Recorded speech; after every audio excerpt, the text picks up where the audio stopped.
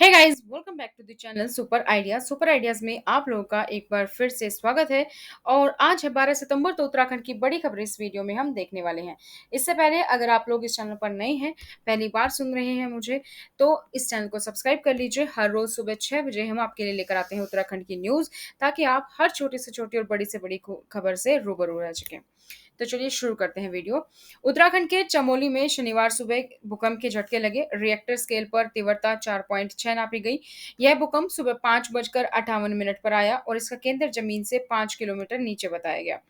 भूकंप में जानमाल के नुकसान की कोई खबर नहीं है। राष्ट्रीय भूकंप विज्ञान केंद्र के अनुसार इसका केंद्र चमोली जिले में स्थित जोशी मठ के 31 किलोमीटर पश्चिमी दक्षिण पश्चिम में था। देवस्थानम बोर्ड के खिलाफ चारधाम पुजारियों ने आंदोलन अस्थायी रूप से स्थगित कर दिया है। चारधाम मंदिरों के पुजारियों ने देवस्थानम बोर्ड को भंग करने के लिए अपने आंदोलन को शनिवार को अस्थायी रूप से स्थगित कर दिया। दरअसल इससे पहले उत्तराखंड के मुख्यमंत्री पुष्कर सिंह धामी ने उन्हें आश्वस्त किया कि 30 अक्टूबर तक उनकी चिंताओं को दूर कर दिया जाएगा। और पुजारियों ने बताया कि चार धाम के 8 पुजारियों को देवस्थानम बोर्ड मुद्दे पर गौर करने के लिए उच्च अधिकार प्राप्त समिति का हिस्सा बनने के लिए भी आमंत्रित किया गया है। क्षेत्रीय विधायक हरभजन सिंह चीमा ने कहा कि भारतीय जनता पार्टी उत्तराखंड में एक बार फिर जीत का परचम लहराएगी। उन्होंने दावा किया कि पार्टी पहले से भी अधिक सीटें हासिल कर प्रदेश की सत्ता पर काबिज होगी। बयान जारी करते हुए विधायक चीमा ने कहा कि सर्वे से मिल रही जानकारी के अनुसार देश भर के साथ ही उत्तराखंड में भी भाजपा का ग्राफ ऊंचाई पर है। अन्य कोई भी दल उसके सम्मुख टिक नहीं पा रहा है। जनता को केंद्र और प्रदेश सरकार की कार्यशैली लुभा रही है। उत्तराखंड में अगले साल प्रस्तावित विधानसभा चुनाव में भाजपा सीएम पुष्कर सिंह धामी के चेहरे पर ही चुनाव मैदान में उतरेगी। यह बात भाजपा के प्रदेश प्रभारी दुष्यंत गौतम ने कही। उनका यह भी कहना है कि भाजपा ने 5 साल तक उत्तराखंड को भ्रष्टाचार मुक्त सरकार दी। जनता आगे भी भाजपा को यह अवसर देने को तैयार है। उत्तराखंड में सुबह करीब 5:38 पर भूकंप आया। इसके अलावा रात को 2 बजे भी भूकंप के झटके महसूस हुए थे। साइबर अपराधियों को पकड़ने में पुलिस की मदद करेगा गूगल। एक पोर्टल बनाया गया है। तो अभी तक सर्च इंजन पर फर्जी वेबसाइट, फर्जी कस्टमर केयर नंबर, अन्य प्रकार की जानकारियों के लिए गूगल से संपर्क किया जाता था। लेकिन भारत में कोई जवाबदेही न होने के कारण पुलिस को मनचाही जानकारी नहीं मिल पाती थी। तो पिछले दिन एसटीएफ ने गूगल को नोटिस भी जारी किया गया है और इसके लिए अभी एक पोर्टल बनाया जाएगा। रोपवे निर्माण। उत्तराखंड बना रोपवे निर्माण का एमओयू करने वाला पहला राज्य। एनएचएआई तैयार करेगा डीपीआर। सड़क परिवहन और राजमार्ग मंत्रालय की नियंत्रणाधीन national highway logistic management limited के माध्यम से पहले चरण में प्रदेश के 7 रोपवे केदारनाथ, नैनीताल, हेमकुंड साहिब, पंचकोटी से नई टिहरी, औली से गोरसू, मुनस्यारी से खलियाटोप और ऋषिकेश से नीलकंठ महादेव तक के लिए डीपीआर तैयार की जाएगी। टोक्यो पैरालंपिक कांस्य पदक दिलाने वाले मनोज सरकार का उत्तराखंड में भव्य स्वागत। लोगों ने ली सेल्फी। मनोज सरकार ने पैरालंपिक में बैडमिंटन की एसएल3 कैटेगरी में कांस्य पदक अर्जित किया है।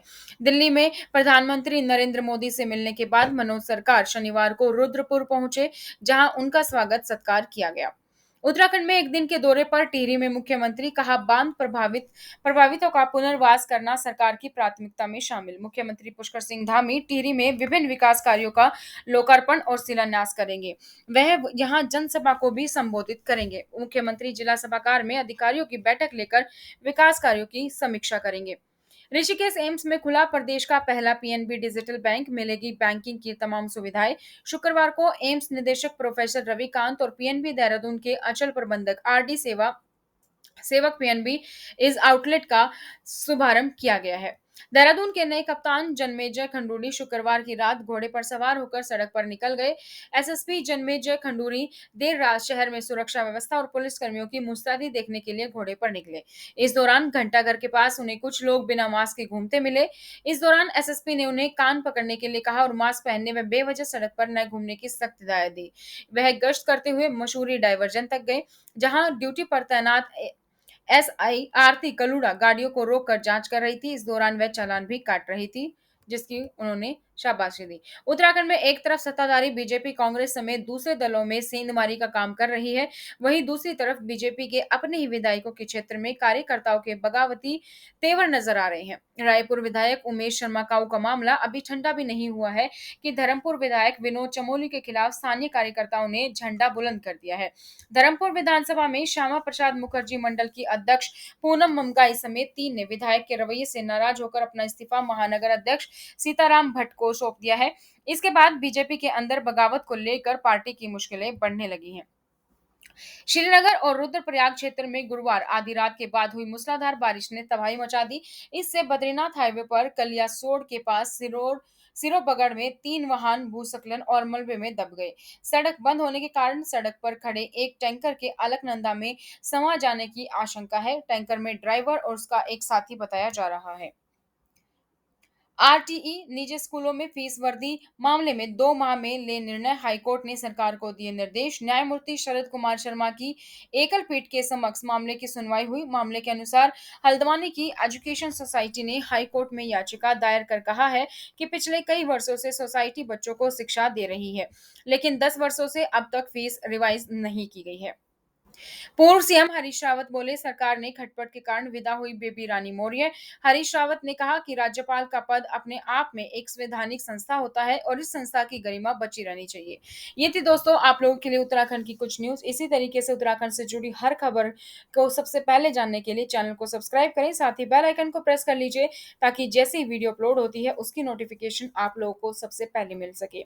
आज के इस वीडियो में इतना ही, फिर मिलेंगे नई जानकारी के साथ, तब तक बने रहिए सुपर आइडियाज पर।